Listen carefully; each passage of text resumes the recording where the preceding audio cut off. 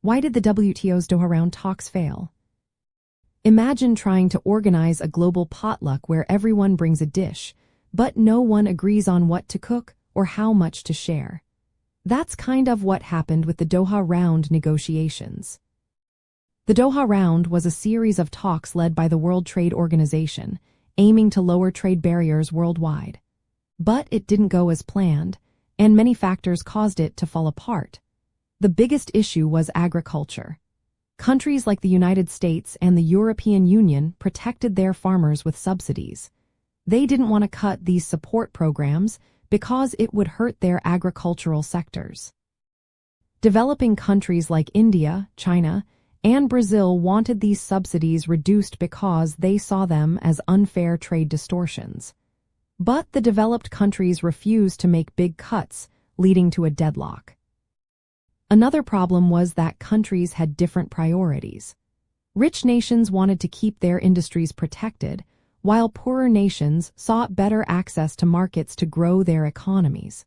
Some developed countries also preferred making bilateral deals instead of sticking to multilateral negotiations, which made reaching agreements harder. The global economy was changing too. The rules of the Doha round were based on an older world order. Countries like China and India had become major players, but the negotiations didn't fully account for their rise.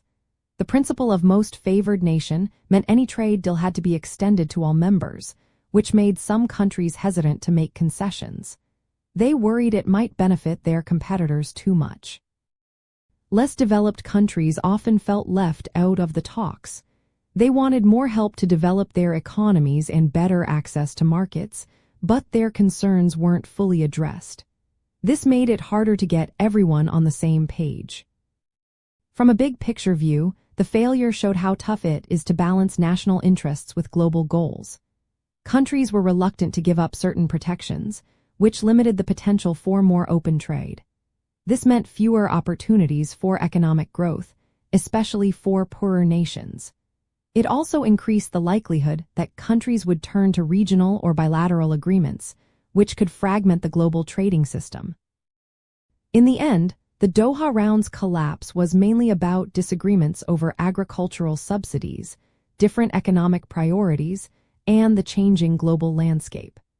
It's a reminder of how complex international trade negotiations can be when so many diverse interests are involved.